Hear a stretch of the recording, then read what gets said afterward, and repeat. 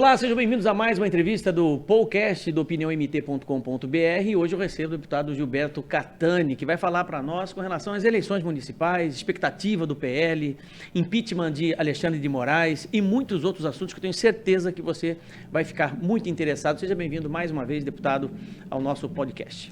Obrigado, professor. É um prazer. O senhor sabe disso, né? Que é um prazer. Eu sei, você é um cara... É um prazer para nós estar aqui. Exatamente. Né? E uma alegria muito grande poder falar para a sociedade aquilo que a gente faz dentro da Assembleia Legislativa e os caminhos políticos do nosso país, do nosso estado. Muito obrigado pela oportunidade. É isso aí. Olha, eu quero começar logo por essa expectativa do PL aqui no estado de Mato Grosso. Qual a expectativa de prefeitos que realmente possam se eleger, que têm condições de se eleger aqui no estado de Mato Grosso, de vereadores, né? O partido como um todo está forte no estado?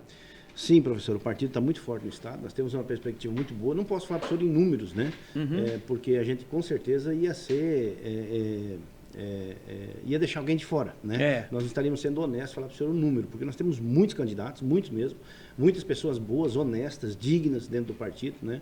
A grande maioria dos nossos candidatos são todos candidatos alinhados com as pautas que o presidente Bolsonaro sempre defendeu.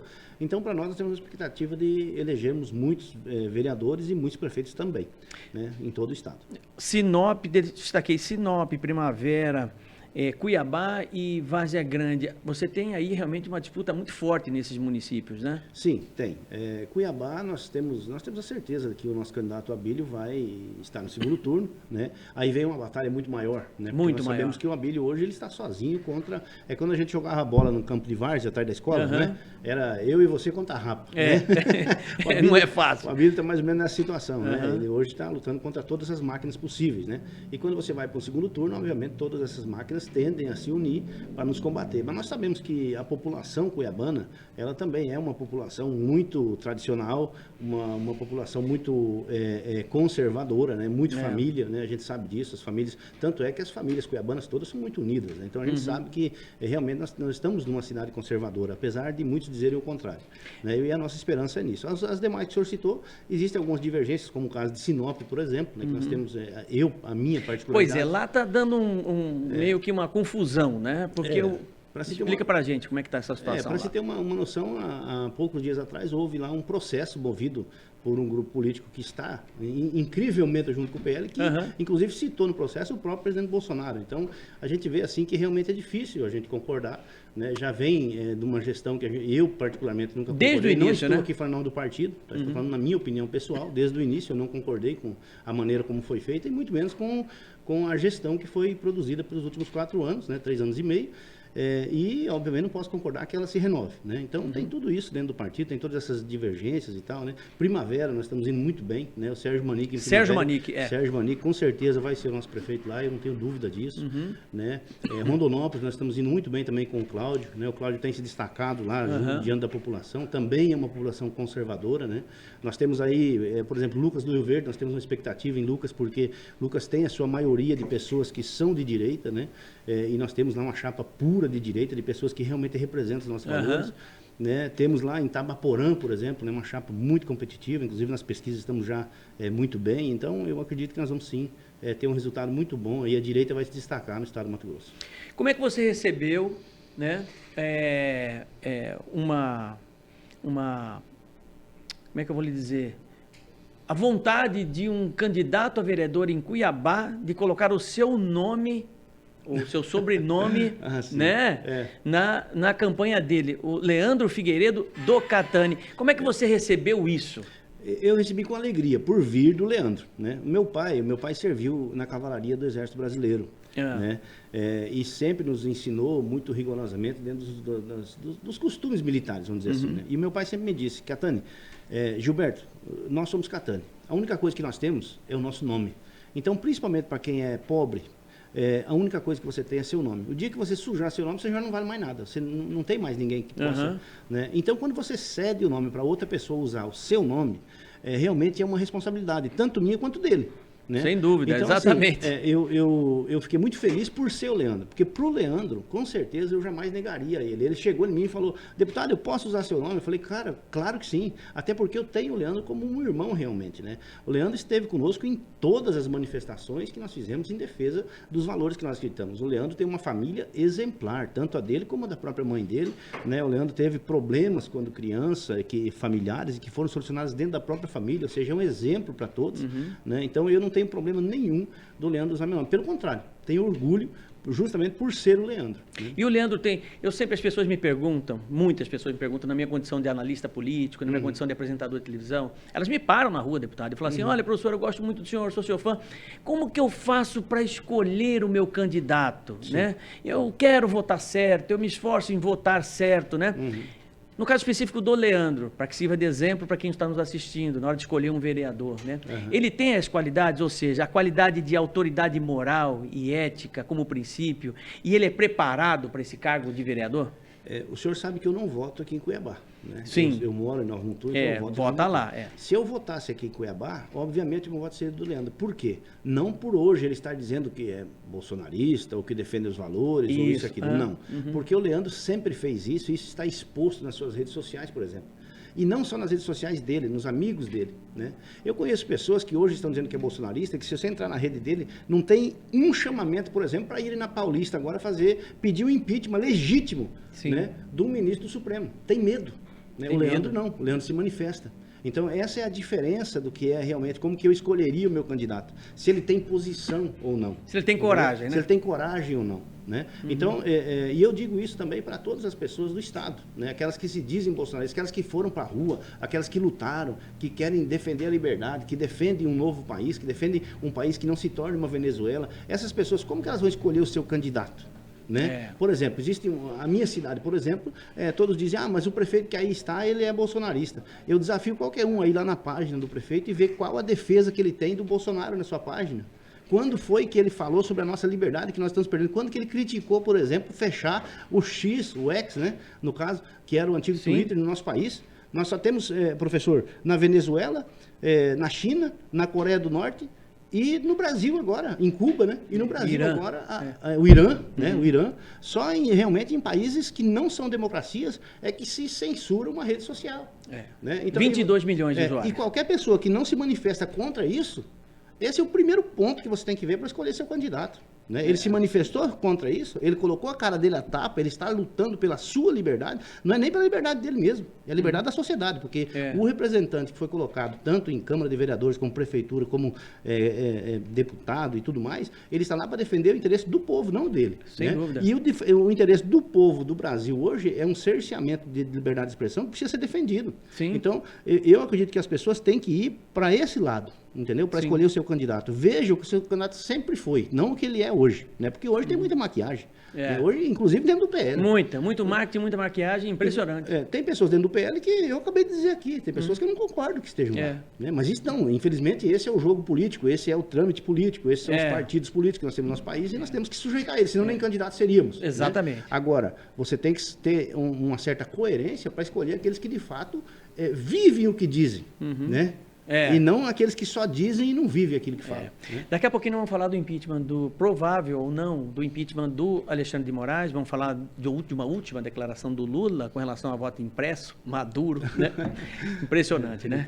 Mas enfim, eu queria, ainda falando de eleições municipais, que elas moldam mesmo as eleições de 2026, não é isso? Boa. Nós tivemos, deputado, recentemente a votação da mesa diretora. Houve uma certa resistência com Janaína Riva para ser primeira secretária, para estar na mão dela um orçamento de 800 milhões de reais. Todos nós que acompanhamos política, nós sabemos que ela é candidata ao Senado. E houve um esforço do governo do Estado ela foi preterida nessa coisa, segurá-la, né? Preterida nessa história, né? Como é que você está vendo essa moldagem para 2026 com relação às eleições de 2024? Obrigado por esse questionamento, professor, e pela oportunidade de falar sobre isso. 2026 depende de 2024, assim como em 2022 dependia de 2020, e nós erramos muito em não ter esforçado mais para fazermos mais que a direita estivesse ocupando os espaços. É por isso que a esquerda teve tanto poder e ainda tem. Né? E um problema muito grave não é nem a esquerda em si. a esquerda, que se determina esquerda, tipo um PT da vida, né, um PSOL, eles realmente têm a posição deles e todo mundo sabe. O problema é aquele que se fala de centrão, que ele fica no centro, mas ele sempre fortalece a esquerda. Nós não temos nenhum prefeito do PT no estado do Mato Grosso, mas todos os diretórios do PT estão incrustados dentro das administrações através das secretarias, principalmente a Secretaria de Educação. Né? Então, quem que fortalece, quem que fomenta a esquerda é justamente o centrão, o dito centrão. E muitas vezes as pessoas entendem que aquele cara é um cara espetacular, né? Porque ele pediu voto para o Bolsonaro, pronto. Né? Já é o cara. Ele pediu o voto do Bolsonaro porque é bom para ele, porque ele sabia que ia encarar uma eleição muitos agora. foram oportunistas. Exato, muitos foram à sombra do Bolsonaro e abandonaram o Bolsonaro. E não faltam exemplos, né? Infelizmente. Né? Exatamente. Então, uma coisa que a gente escuta muito, quando você caminha pelo Mato Grosso e pelas prefeituras, pelos municípios, você escuta muito isso. Não vamos ligar aqui, não vamos deixar a questão partidária lá, a questão da polarização, né? A nível nacional, não vamos fazer município, porque o município é diferente. O município não tem nada a ver com isso. É mentira. O município tem tudo a ver com isso.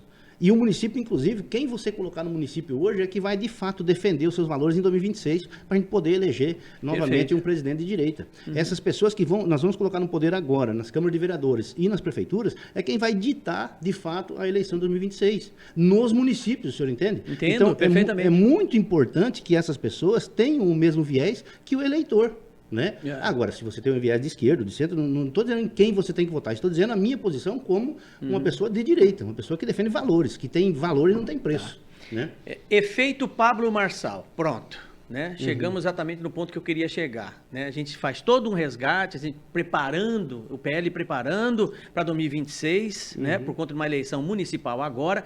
Aí aparece um cara lá em São Paulo, que entra na cabeça de 3 ou 4 candidatos à Prefeitura de São Paulo, né? E vem com toda uma história mirabolante, lidera a pesquisa e racha definitivamente a direita, porque boa parte dos eleitores de Bolsonaro estão migrando para o Pablo Marçal. Como é que você vê isso? Quando eu vejo o seguinte... Porque o candidato efetivamente do Bolsonaro é o Nunes. O candidato do Bolsonaro não é o Nunes. O candidato do Bolsonaro é o vice do Nunes. O vice do Nunes. Veja bem, o presidente Valdemar da Costa Neto sempre quis o Nunes, né? Então colocou o PL na mão do Nunes e o Nunes é o candidato do PL em São Paulo. O Bolsonaro, não querendo ir contra o partido, ele falou, não, então eu quero indicar um vice. O Bolsonaro indicou o vice, que é o coronel... Me fugiu o nome dele agora aqui, mas aquele que revolucionou a questão do SEASA lá em São Paulo, que transformou, de fato, acabou com a corrupção lá dentro, né? Até o entregador de carrinho lá, que puxava carrinho de fruta lá, tinha que pagar uma taxa de propina, até mesmo para o crime organizado lá dentro. Então ele foi lá e moralizou. O Bolsonaro colocou ele como vice para que, de fato, a chapa fosse uma chapa que tivesse um viés da direita, né? Pablo Marçal apareceu, é uma pessoa uma pessoa extremamente com um linguajar, uma retórica muito boa, afinada, um linguajar, não vou dizer chulo, mas um linguajar que é popular, né? Não é chulo, é popular, né? E que convence de uma maneira muito fácil, né? E que tem uma boa retórica, né? Esse camarada está conquistando o coração das pessoas justamente por isso. Eu quero lembrar aqui que o Dória conquistou o coração dos paulistanos com uma fala. Ele estava dando uma entrevista na Globo e a repórter da Globo falou para ele assim, mas os especialistas falaram outra coisa. Que especialista? Ele falou, na hora, ele já retrucou ela na hora. Ele falou, que especialista? O especialista de vocês? Porque eu posso pagar qualquer especialista aqui e vir aqui falar o contrário do que você está falando. Especialista não vale de nada. Pronto, já ali o Dória já virou a página em São Paulo como uma pessoa que tinha uma boa retórica e que as pessoas gostam, porque as pessoas gostam de ouvir isso, entendeu? E quando o Dória foi para a candidatura realmente, quem que ele correu atrás? Quem que ele precisou? O Jair Bolsonaro, junto com a Joyce Hasselmann, fizeram campanha para o Bolsonaro, aquilo que nós acabamos de dizer, muita gente faz campanha para o Bolsonaro pensando em alguma coisa, mas assim que ele teve o poder, ele se corrompeu, tanto ele como a Joyce, como o Frota. O meu medo com o Pablo Marçal é esse, é depois da eleição, não é agora. É se ele chegar a ganhar, o que ele vai fazer? Entendeu? Como que ele vai se comportar numa prefeitura tão importante como a Prefeitura de São Paulo, que é quase um país dentro do nosso país. Né? O Estado de São Paulo é quase um país como o nosso país e a Prefeitura de São Paulo é quase um Estado dentro do Estado, porque é gigantesco, né? Um orçamento gigantesco e tudo mais. Então, como que ele vai se comportar depois? É essa que é a nossa preocupação. Sem dúvida. Não é uma questão de agora, do que você está vendo agora. Isso é muito fácil, né? Agora, tem um ditado lá na roça que fala o seguinte: se quer conhecer um homem, dê poder a ele. Exatamente. Né? Então, assim, eu vejo muita incoerência em muitas coisas. Por exemplo, quando o presidente Bolsonaro se posicionou, falou, o candidato do meu partido é o Nunes, né? Fez um vídeo, o Pablo Marçal imediatamente foi na rede social e falou, ô Bolsonaro, me devolve os 100 mil que eu te dei. Pois é. Isso é uma meninice sem tamanho, isso é uma falta eu falei no vídeo... Você até falou de namoro, né? Daquele exemplo do namorado que dá um presente, a namorada terminou, mas me devolve o que eu te dei. Eu fiz um vídeo dizendo que é falta de inteligência. De maturidade. Se ele fizesse um vídeo, falasse assim, não, pessoal, o Bolsonaro tem o candidato dele, é livre para escolher, e é o meu capitão, e eu jamais vou ir contra o que ele pensar. Ele segue a vida dele, eu sigo a minha. Ele teria ganhado muito mais. Né? Sem dúvida. Numa outra situação, ele xingou o Carlos Bolsonaro, chamou de um nome aí, que nem me lembro mais, mas xingou, né?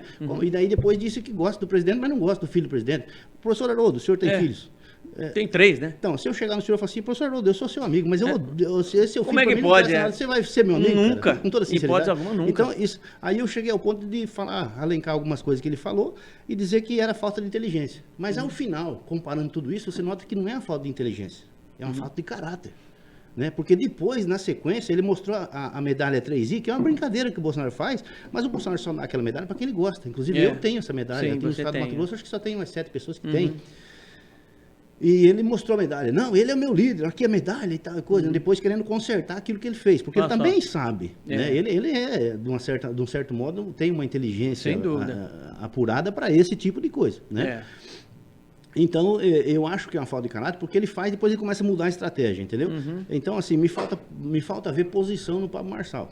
Entendi. É isso que eu vejo do Pablo Marçal. O Bolsonaro é efetivamente o candidato do PL em 2026, porque tudo está se configurando para que ele realmente possa ser liberado para ser candidato. Se nós temos um bandido de carteirinha, que foi condenado até a terceira instância, com mais de 2 dezenas de juízes que o condenaram, com sua pena aumentada quando passava de uma instância para outra. E ele foi liberado e concorreu ao presidente da República, eu não acredito que uma reunião com embaixadores legítima, feita por um representante legítimo, possa impedir a pessoa de ser candidato. Mas eu tenho 3 candidatos para 2026. Então segura. Tá. Então segura que eu vou para o intervalo comercial e volto com os 3 candidatos para 2026, do deputado Gilberto Catani. Ele vai falar também sobre a possibilidade de impeachment do Alexandre de Moraes e vai falar também de um assunto bastante polêmico nas redes sociais, que é o pedido do Lula de voto impresso, acredite se quiser, para reconhecer a eleição do Maduro, do Nicolás Maduro, na Venezuela. Tudo isso daqui a pouquinho, depois do intervalo, não perca.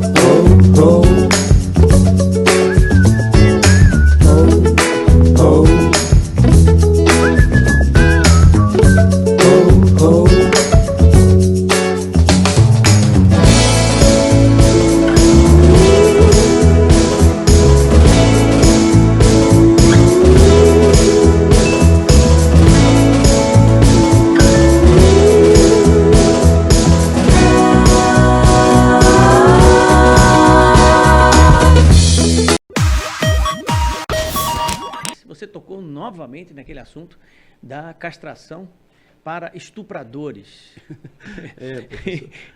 Voltou no assunto. E vamos embora, né? Vamos embora. Porque aqui me incomoda demais, né? Eu imagino. Ver algumas coisas que acontecem com as mulheres e a hipocrisia das pessoas que falam que defendem mulheres, né?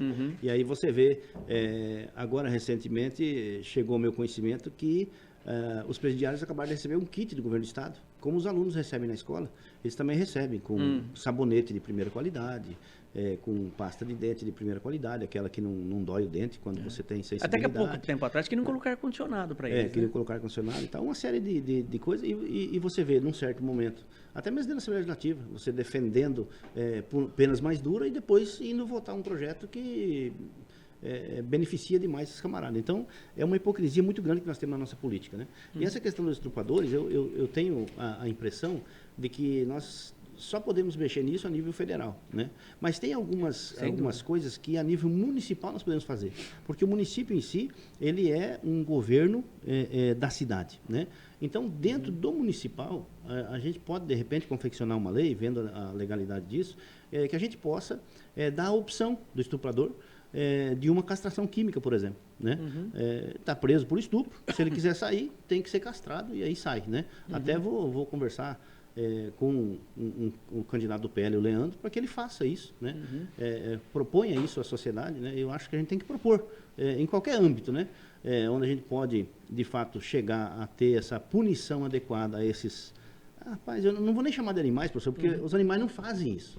Esse dia eu chamo muito esses caras de animais, porque é animalesco o ato que eles cometem. Não faz isso, não Mas o animal não merece ser comparado. Mas não merece o animal não faz o que esses camaradas fazem, né?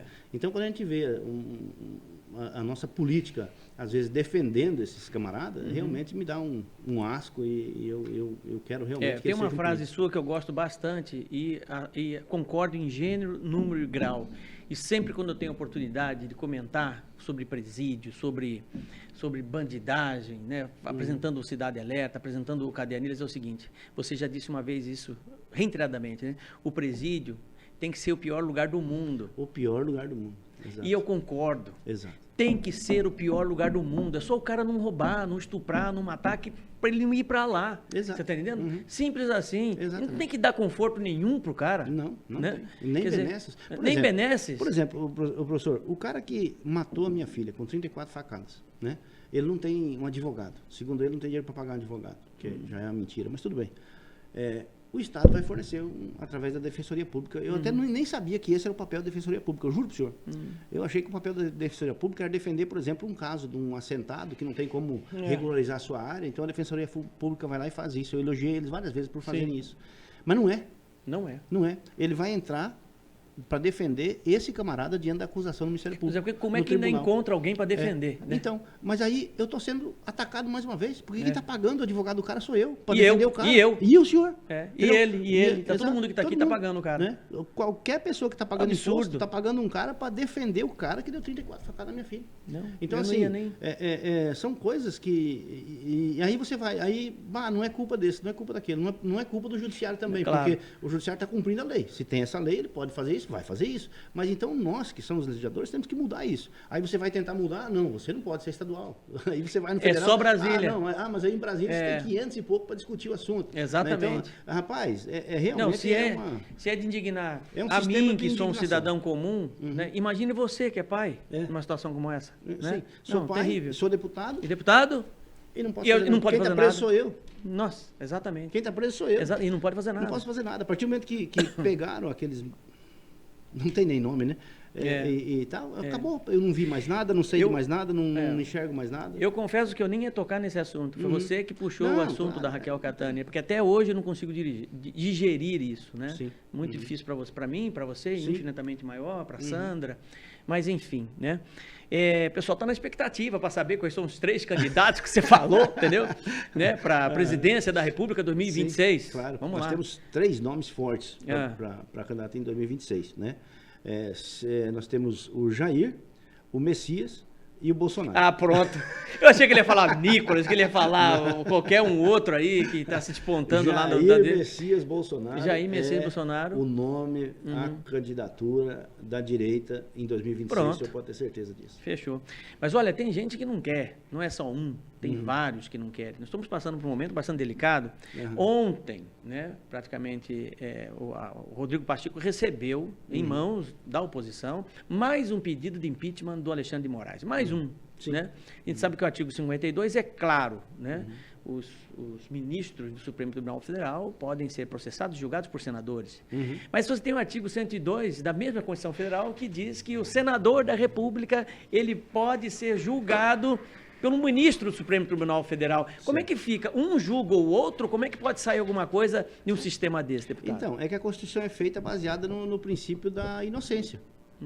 Entendeu? A Constituição é feita assim. Se os senadores são honestos, eles não teriam medo de julgar um ministro do Supremo. Não veio problema nenhum nisso. Da mesma maneira, se os ministros do Supremo forem honestos, eles não têm medo de ser julgados pelo Senado Federal.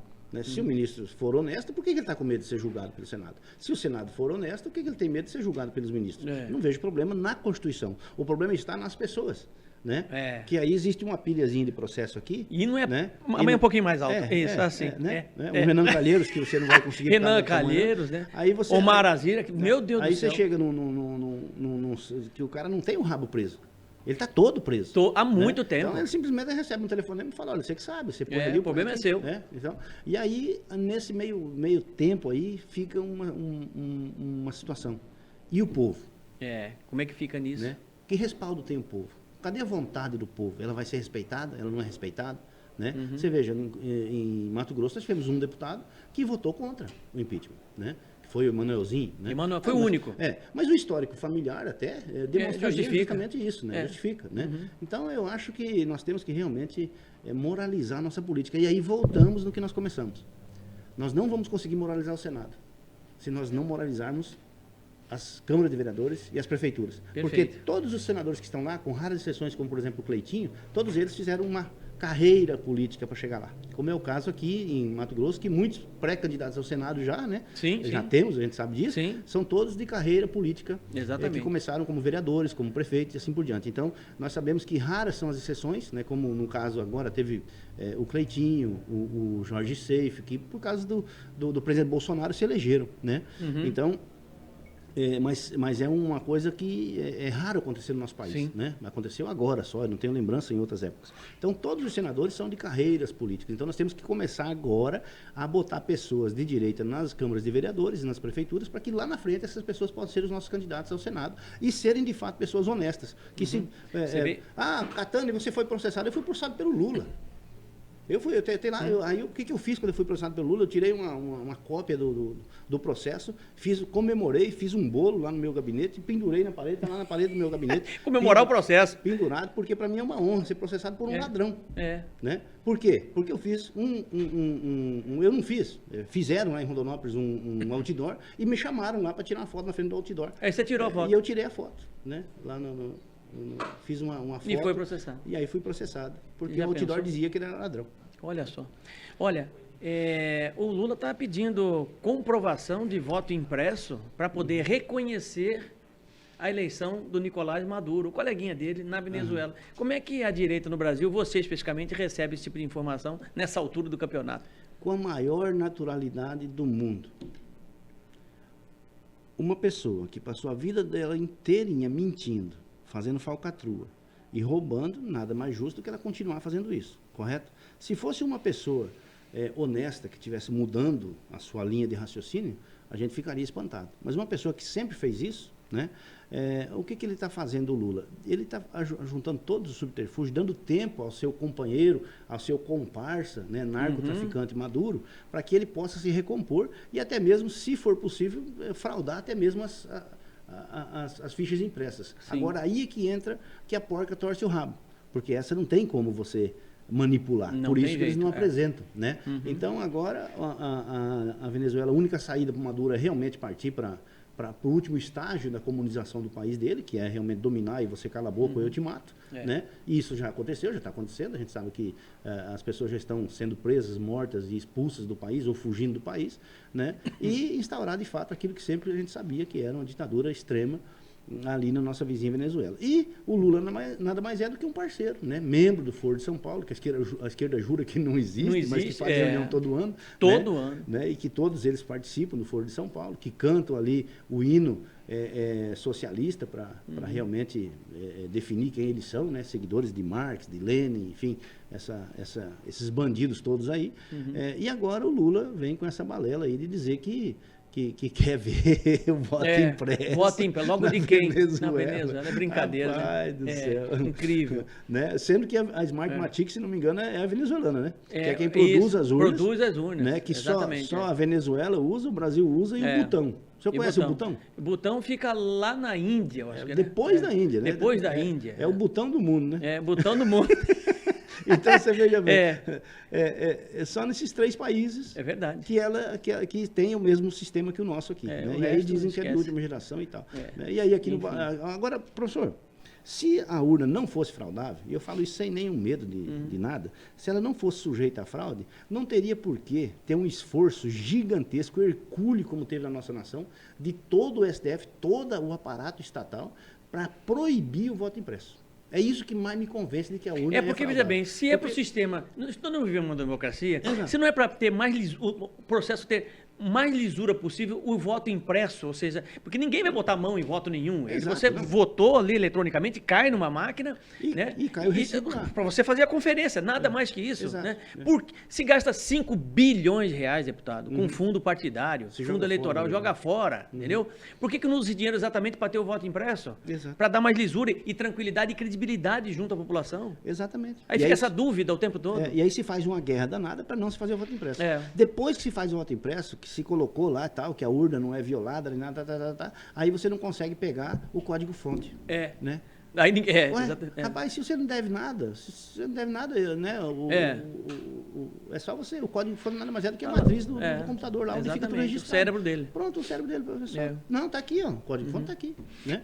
Mas é assim. Agora, no país dos outros, aí a gente quer. Quer ver uma outra polêmica também essa semana? Essa questão de escola de tiro.